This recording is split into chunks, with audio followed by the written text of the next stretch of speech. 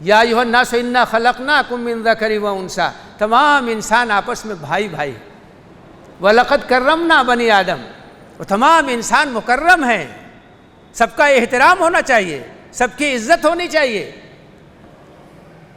دنیا نے انسانوں کو مختلف طبقات میں بانٹ رکھا تھا، اللہ کے رسول صلی اللہ علیہ وسلم نے یہ پیغام دیا سب انسان برابر ہیں، نسل کی بنیاد پر، خاندان کی بنیاد پر کوئی اونچا نیچا نہیں ہو سکتا ہے۔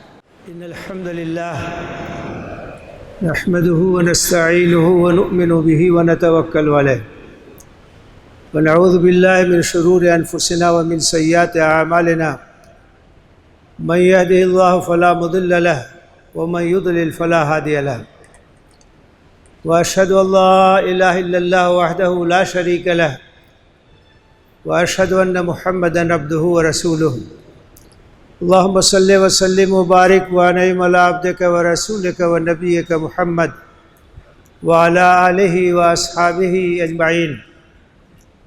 یا ایہا الذین آمنوا اتقوا اللہ حق تقاتہ ولا تموتن الا وانتم مسلمون۔ یا ایہا الناس اتقوا ربکم الذی خلقکم من نفس واحدہ وخلق منها زوجها وبث منهما رجالا كثيرا ونساء واتقوا الله الذي تساءلون به والأرحام إن الله كان عليكم رقيبا۔ يا أيها الذين آمنوا اتقوا الله وقولوا قولا سديدا يصلح لكم أعمالكم ويغفر لكم ذنوبكم ومن يطع الله ورسوله فقد فاز فوزا عظيما۔ اما بعد فإن أصدق الحديث كتاب الله وخير الهدي هدي محمد صلى الله عليه وسلم وشر الأمور محدثاتها وكل محدثة بدعة وكل بدعة ضلالة وكل ضلالة في النار۔ اعوذ بالله من الشيطان الرجيم، بسم الله الرحمن الرحيم۔ یا ایہا النبی انا ارسلناک شاہدا ومبشرا ونذیرا وداعیا الی اللہ باذنہ وسراجا منیرا۔ محترم حاضرین، ماہ سفر کا آخری حصہ ہے اور ایک دو روز میں ماہ ربیع الاول کا آغاز ہونے والا ہے۔ ربیع الاول کے مہینے سے سیرت نبوی کے بہت سارے واقعات وابستہ ہیں۔ نبی کریم صلی اللہ علیہ وسلم کی ولادت باسعادت ربیع الاول میں ہوئی، نبی صلی اللہ علیہ وسلم کی وفات بھی ربیع الاول میں ہوئی۔ ہجرت کا جو آپ نے سفر کیا، مکے سے نکلے، تو وہ بھی ماہ ربیع الاول کا واقعہ ہے۔ تو اس وجہ سے عام طور سے یہ دیکھنے میں آتا ہے کہ ربیع الاول کے مہینے میں نبی صلی اللہ علیہ وسلم کا ذکر زیادہ ہوتا ہے۔ ویسے تو آپ کا تذکرہ اور آپ کی سیرت طیبہ کا تعارف ہمیشہ ہونا چاہیے، سال بھر ہونا چاہیے، لیکن ماہ ربیع الاول میں چونکہ بڑے بڑے واقعات سیرت واقع ہوئے ہیں، اس لیے اس میں خاص طور سے ہوتا ہے۔ اس کا یہ مطلب نہیں ہے کہ ربیع الاول کے علاوہ سیرت سے بے نیازی برتی جائے یا اس سے بے اعتنائی برتی جائے۔ سیرت نبوی کا ذکر اور اس کا تذکرہ، اس کا تعارف، یہ برابر ہونا چاہیے۔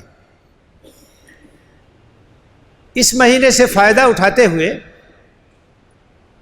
اس بات کی کوشش کرنی چاہیے کہ اندرون ملت بھی اور بیرون ملت بھی، برادران وطن کے اندر بڑے پیمانے پر سیرت نبوی کا تعارف۔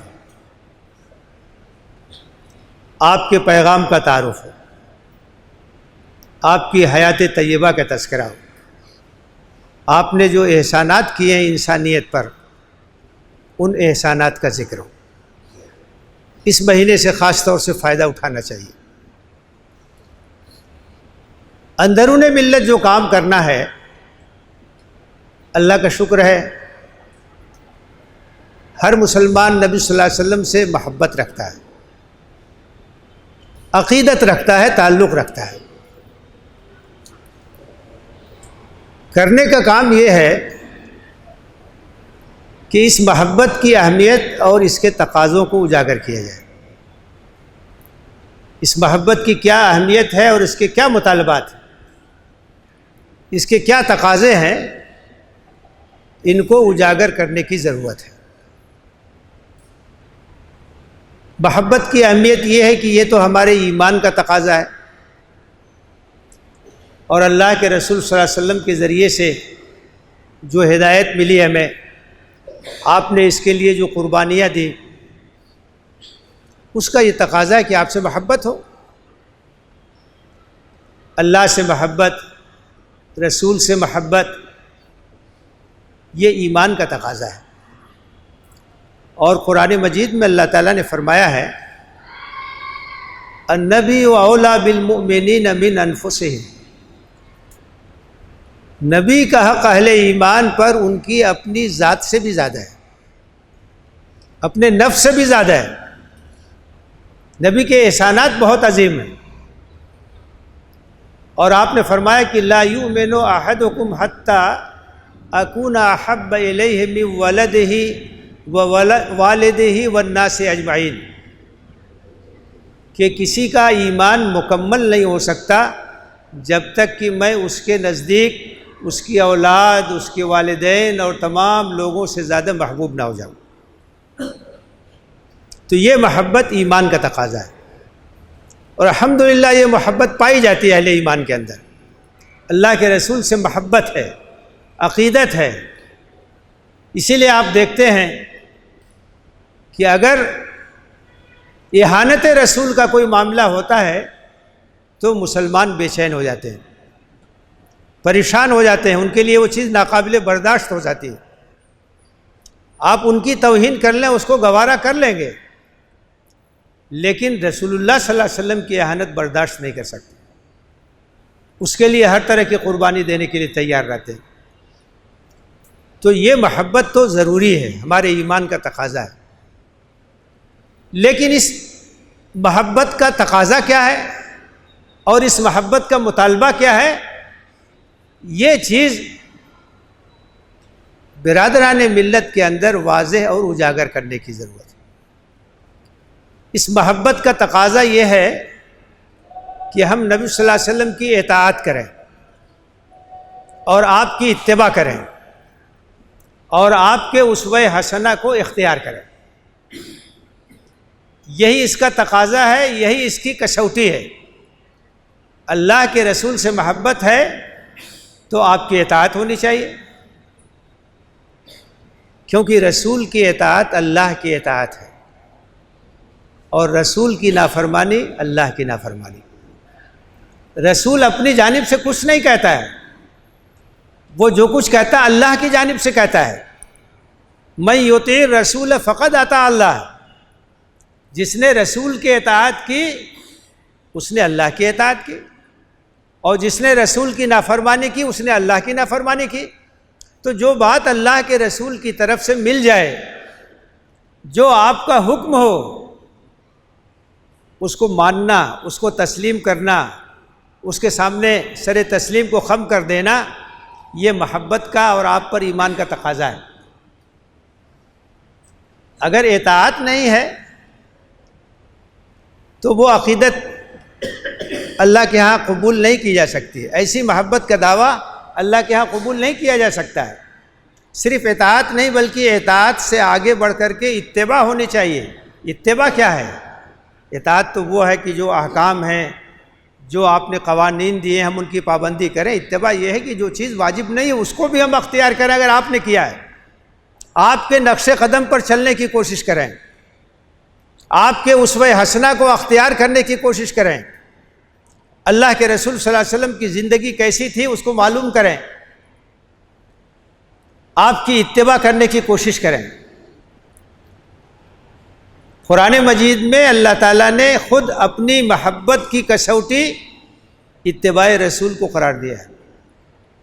قُلْ إِن كُنتُمْ تُحِبُّونَ اللَّهَ فَاتَّبِعُونِي يُحْبِبْكُمُ اللَّهُ وَيَغْفِرْ لَكُمْ ذُنُوبَكُمْ وَاللَّهُ غَفُورٌ رَحِيمٌ۔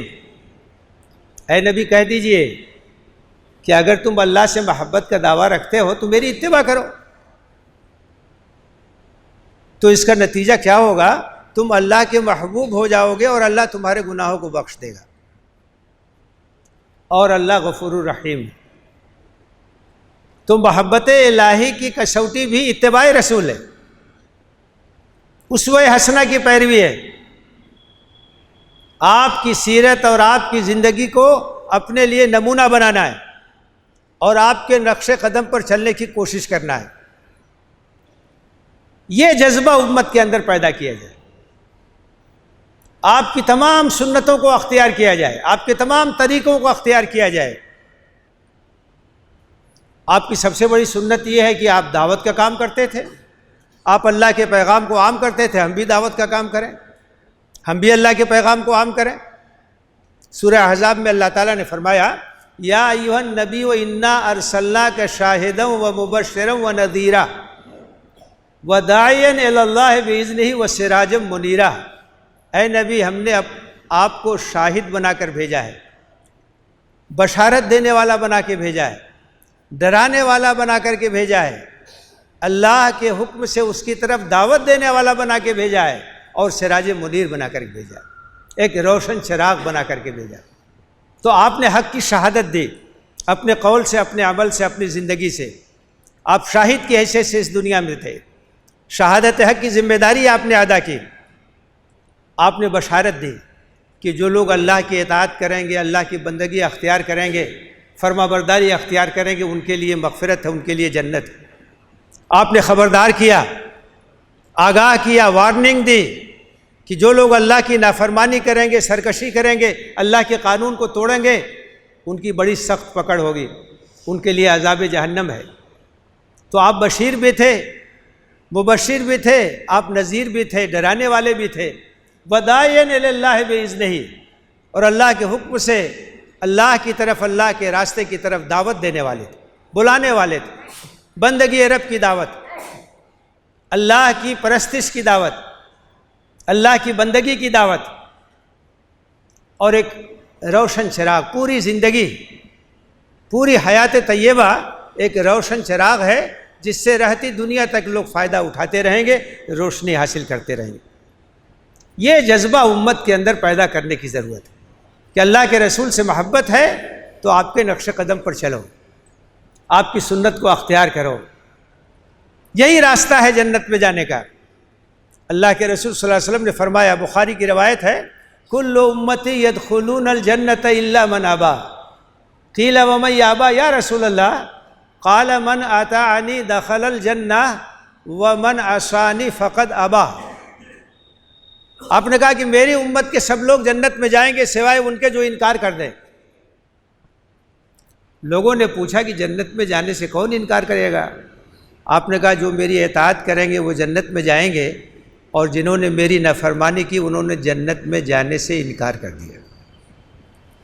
جنت میں جانے کا راستہ کیا ہے؟ اطاعت رسول، اللہ کے رسول کی اطاعت، آپ کی فرما برداری، آپ کی اتباع۔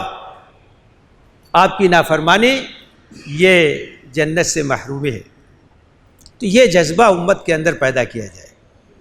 ماہ ربیع الاول میں خاص طور سے یہ جذبہ پیدا کرنے کی کوشش کی جائے کہ اللہ کے رسول سے محبت ہے تو آپ کی اطاعت ہونی چاہیے، آپ کا اتباع کرنا چاہیے، آپ کے اسوہ حسنہ کو اختیار کرنا چاہیے۔ بیرون ملت کیا کرنا ہے، غیر مسلم بھائیوں کے درمیان کیا کرنا ہے، ماہ ربیع الاول سے فائدہ اٹھاتے ہوئے بڑے پیمانے پر سیرت کا تعارف کرانا چاہیے۔ ایک تو ان کے اوپر یہ حقیقت واضح کرنی چاہیے کہ ہم اللہ کی ہدایت کے محتاج ہیں۔ اس دنیا میں زندگی گزارنے کا راستہ کیا ہو، انسان اپنی عقل سے اس کو دریافت نہیں کر سکتا ہے۔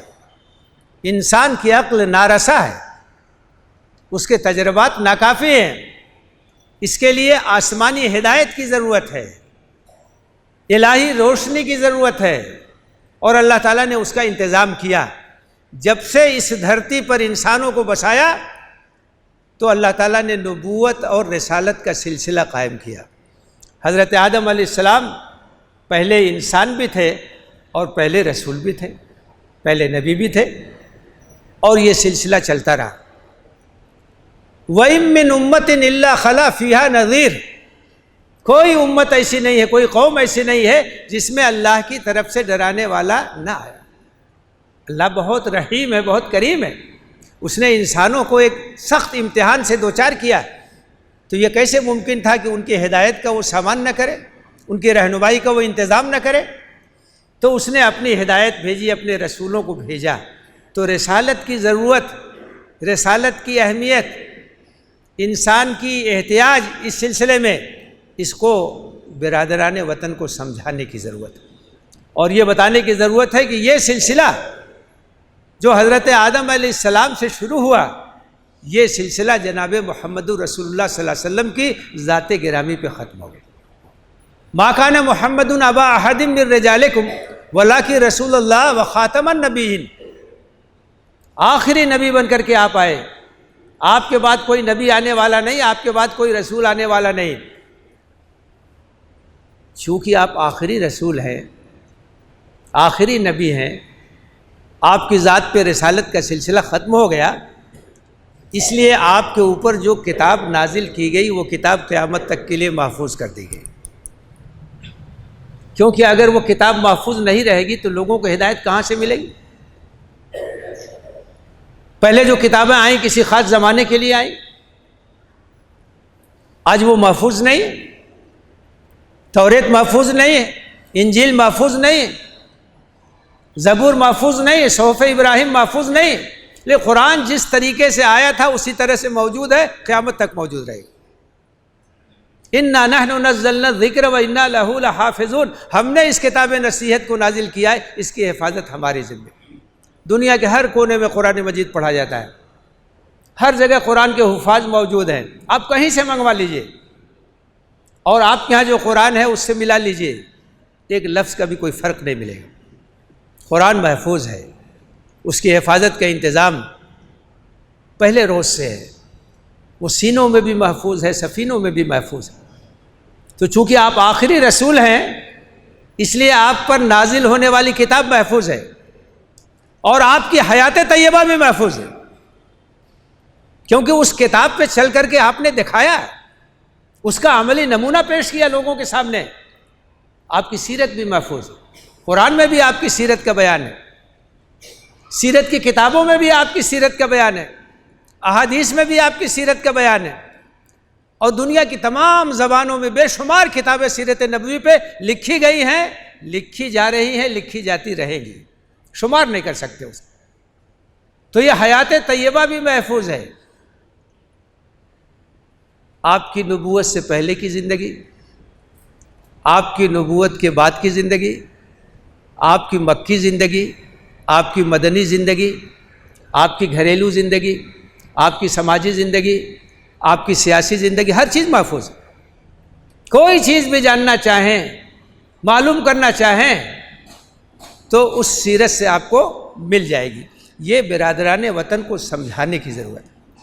آخری رسول ہے، کتاب بھی محفوظ ہے جو آپ پہ نازل ہوئی، اور آپ کی زندگی بھی محفوظ ہے، آپ کی سیرت طیبہ بھی محفوظ ہے۔ اور یہ بتانے کی ضرورت ہے کہ آپ کی رسالت عمومی رسالت ہے، وہ ہمارے بھی رسول ہیں، آپ کے بھی رسول ہیں، وہ ہمارے بھی پیشوا ہیں، آپ کے بھی پیشوا ہیں، ہم بھی ان کے امتی ہیں، آپ بھی ان کے امتی ہیں۔ ایک ہے امت دعوت اور ایک ہے امت استجابت۔ قل یا ایھا الناس انی رسول اللہ علیکم جمیعا، اے نبی اعلان کر دیجئے لوگوں میں تم سب کی طرف اللہ کا رسول بنا کر کے بھیجا گیا، ساری انسانیت امت دعوت ہے، آپ کا پیغام سب کے لیے ہے، آپ کی رسالت سب کے لیے ہے۔ وما ارسلناک الا رحمۃ للعالمین، ساری دنیا کے لیے رحمت بن کر کے آپ آئے۔ یہ بتائیے لوگوں کو کہ وہ آپ کے بھی رسول ہیں، ہمارے بھی رسول ہیں۔ لوگ سمجھتے ہیں کہ یہ مسلمانوں کے رسول ہیں، یہ غلط فہمی ہے۔ اس غلط فہمی کو دور کرنا چاہیے۔ لوگ سمجھتے ہیں کہ قرآن یہ صرف مسلمانوں کے لیے، قرآن تو ھدی للناس ہے، سب کے لیے ہے۔ وہ رب العالمین کا کلام ہے، تمام انسانیت کے لیے۔ اللہ کے رسول کی رسالت سب کے لیے، آپ کا پیغام سب کے لیے۔ تو یہ سمجھانے کی ضرورت ہے، بتانے کی ضرورت ہے، اور یہ بات اجاگر کرنے کی ضرورت ہے کہ آپ کے احسانات کتنے عظیم ہیں انسانیت پر۔ آپ محسن انسانیت بن کر کے آئے، آپ کمزوروں کے نجات دہندہ بن کر کے آئے۔ سماج کے جو کمزور طبقات تھے آپ نے ان کو اوپر اٹھایا، جو مظلوم تھے آپ نے ان کو انصاف دلایا، آپ نے ظالموں کا ہاتھ پکڑا، عدل اور انصاف قائم کیا۔ عظیم احسانات جو آپ کے ذریعے سے اس دنیا کو ملے ہیں، انسانیت کو ملے، ان کو سمجھانے کی ضرورت ہے، بتانے کی ضرورت ہے۔ آپ نے توحید کا عقیدہ دیا۔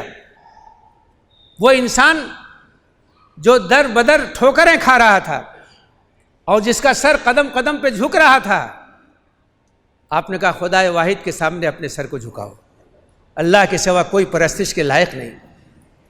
یہ ایک سجدہ جسے تو گرا سمجھتا ہے، 1000 سجدوں سے دیتا ہے آدمی کو نجات۔ توحید کا عقیدہ، ایک اللہ کی بندگی کا عقیدہ، ایک ایسا اللہ جو آپ کی باتوں کو سنتا ہے، جو آپ سے قریب ہے، جو آپ کی دعاؤں کو سنتا ہے۔ آپ کے اور اس کے درمیان کوئی واسطہ نہیں ہے، کوئی حجاب نہیں ہے، کسی واسطے کی ضرورت نہیں ہے۔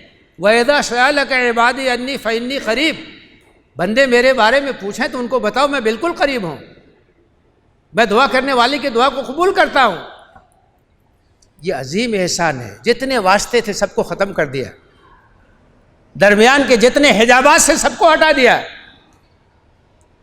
آپ ہیں، آپ کا رب ہے، اس کی عبادت کیجئے، اس سے دعا کیجئے، اس کے سامنے اپنی ضروریات رکھیے، اپنے سوالات رکھیے، اپنی احتیاجات رکھیے، وہ سننے والا۔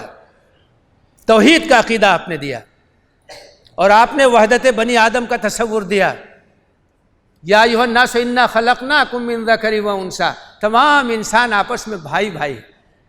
وَلَقَدْ كَرَّمْنَا بنی آدم، وہ تمام انسان مکرم ہیں، سب کا احترام ہونا چاہیے، سب کی عزت ہونی چاہیے۔ دنیا نے انسانوں کو مختلف طبقات میں بانٹ رکھا تھا، اللہ کے رسول صلی اللہ علیہ وسلم نے یہ پیغام دیا، سب انسان برابر ہیں۔ نسل کی بنیاد پر، خاندان کی بنیاد پر کوئی اونچا نیچا نہیں ہو سکتا ہے۔ اخلاق کی بنیاد پر، کردار کی بنیاد پر، تقویٰ کی بنیاد پر ان کے درمیان فرق ہو سکتا ہے۔ کتنا بڑا احسان ہے، ایک صف میں کھڑا کر دیا آپ نے۔ مسجد میں لوگ آتے ہیں، ایک صف میں کھڑے ہوتے، چاہے امیر ہو، چاہے غریب ہو، چاہے گورا ہو، چاہے کالا ہو، کوئی بھی خاندان ہو، کسی بھی نسل سے تعلق ہو، سب برابر ہے۔ بہت بڑا احسان، احسان عظیم ہے۔ انسانوں کو ایک صف میں کھڑا کر دیا آپ نے۔ یہ بتانے کی ضرورت ہے، یہ سمجھانے کی ضرورت ہے، اور یہ بتانے کی ضرورت ہے کہ آپ نے جو نظام دیا ہمیں انسانیت کو، وہ ایک کامل نظام ہے، ایک مکمل نظام ہے، ایک کمپلیٹ سسٹم آف لائف ہے۔ اسلام ایک ایسا دین ہے جس کے اندر عقیدہ بھی ہے، جس کے اندر عبادت بھی ہے، جس کے اندر اخلاق بھی ہے، جس کے اندر معاملات بھی ہے، جس کے اندر معاشرت بھی ہے، جس کے اندر معیشت بھی ہے، جس کے اندر سیاست بھی ہے، سب کچھ ہے۔ گھر کے اندر، گھر کے باہر، سماج میں کیسے ہم رہیں، کس طرح سے ہم زندگی گزاریں، اللہ کا دین ہمیں بتاتا ہے۔ الیوم اکملت لکم دینکم واتممت علیکم نعمتی ورضیت لکم الاسلام دینا۔ آج میں نے تمہارے لیے دین کو مکمل کر دیا، تم پر اپنی نعمت کا اتمام کر دیا، اور نظام زندگی کی حیثیت سے اسلام کو تمہارے لیے پسند کیا۔ تو اللہ کے رسول نے جو نظام پیش کیا، عملاً قائم کر کے دکھایا، اس کی برکات سے دنیا واقف ہوئی۔ اس کا تعارف کرانے کی ضرورت ہے، یہ بتانے کی ضرورت ہے کہ جو مسائل ہمیں پریشان کرتے ہیں اور جن مسائل سے ہم دوچار ہیں، ان مسائل کا حل اللہ کے دین میں ہے۔ ان مسائل سے نجات اللہ کے دین کے ذریعے سے مل سکتی ہے۔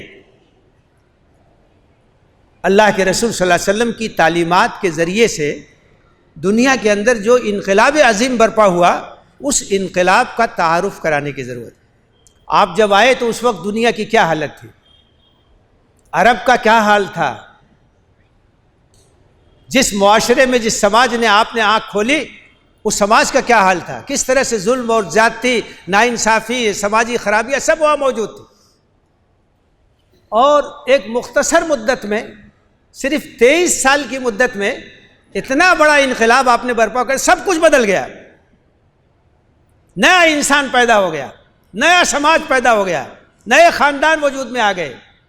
وہاں عدل تھا، وہاں سکون تھا، وہاں انصاف تھا، وہاں انسانوں کا احترام تھا، انسانی حقوق کی پاسداری تھی۔ یہ انقلاب دنیا نے اپنی آنکھوں سے دیکھا، اس کا تعارف کرانے کی ضرورت ہے، اس کو بتانے کی ضرورت ہے، برادران وطن تک سیرت کا پیغام پہنچانے کی ضرورت ہے۔ میرے بھائی اور میرے بزرگوں، فیصلہ کیجئے، طے کیجئے کہ ربیع الاول کے مہینے میں خاص طور سے مسلمانوں کے اندر بھی ہم سیرت کا تعارف کرائیں گے اور برادران وطن کے اندر بھی ہم سیرت کا تعارف کرائیں گے۔ مسلمانوں کے سامنے ایمان بالرسالت کے تقاضوں کو واضح کریں گے، اطاعت رسول اور اتباع رسول کا جذبہ پیدا کرنے کی کوشش کریں گے۔ غیر مسلم بھائیوں کے سامنے رسالت محمدی کی عظمت، اس کی انفرادیت، اس کے امتیازات کو واضح کریں گے۔ آپ کی حیات طیبہ سے ان کو واقف کرانے کی کوشش کریں گے، آپ کے پیغام سے ان کو واقف کرانے کی کوشش کریں گے۔ جو بھی ذرائع ہیں، جو بھی وسائل ہیں، ان تمام ذرائع اور وسائل کو ہم استعمال کریں گے۔ فولڈر تقسیم کیجئے، کتابچے تقسیم کیجئے، حیات طیبہ پر کتابیں تقسیم کیجئے، پروگرام کیجئے، چھوٹے پروگرام، بڑے پروگرام، کارنر میٹنگ، مختلف طریقے سے سیرت کے پیغام کو عام کرنے کی کوشش کیجئے۔ اور آج جو ایک خاص ذریعہ ہمیں حاصل ہے سوشل میڈیا کے ذریعے سے، آپ بہت ساری چیزیں پہنچا سکتے ہیں، بہت ساری چیزیں عام کر سکتے ہیں۔ اللہ کے رسول صلی اللہ علیہ وسلم کی سیرت کے بارے میں بہت ساری چیزیں ہیں جو موجود ہیں، ان کو عام کرنے کی کوشش کیجئے، اس کو متعارف کرنے کی کوشش کیجئے۔ اور اگر ہم نے یہ فیصلہ کر لیا تو بہت بڑے پیمانے پر سیرت نبوی کا تعارف ہوگا۔ اور جن چیزوں سے عام انسان متاثر ہوتا ہے اس میں ایک خاص چیز جناب محمد الرسول اللہ صلی اللہ علیہ وسلم کی سیرت، آپ کا اخلاق، آپ کا کردار، آپ نے جو تبدیلی اس دنیا کے اندر پیدا کی، آپ نے جو احسانات کیے، اگر کوئی آدمی اس کو ٹھیک سے پڑھتا ہے تو اس سے متاثر ہوتا ہے، اس کے دل پر اس کے اثرات پڑتے ہیں۔ تو صرف ایک فیصلہ کرنے کی ضرورت ہے، عزم کرنے کی ضرورت ہے، بہت کچھ کر سکتے ہیں، بہت سے لوگوں تک ہم پیغام کو پہنچا سکتے ہیں۔ ماہ ربیع الاول میں خاص طور سے سیرت نبوی کا تعارف کرائیے اور اللہ کے رسول صلی اللہ علیہ وسلم کی حیات طیبہ کو لوگوں کے سامنے پیش کرنے کی کوشش کیجئے، اور یہ بتائیے کہ ساری دنیا کے لیے وہ رحمت بن کر کے آئے تھے اور ان کے پیغام رحمت کو عام کرنے کی ضرورت ہے۔ آج بھی انسانیت کے مسائل کا حل اسی پیغام میں ہے۔ اللہ سے دعا ہے کہ ہمیں اس بات کی توفیق دے کہ ہم خود بھی سیرت نبوی سے فائدہ اٹھائیں، بڑے پیمانے پر اس کا تعارف کرائیں، اندرون ملت بھی اور بیرون ملت بھی سیرت کے پیغام کو عام کرنے کی توفیق اللہ تعالی ہمیں دے، آمین۔ وآخر دعوانا ان الحمد للہ رب العالمین۔ اقول قولی ھذا واستغفر اللہ لی ولکم اجمعین فاستغفروہ انہ هو الغفور الرحیم۔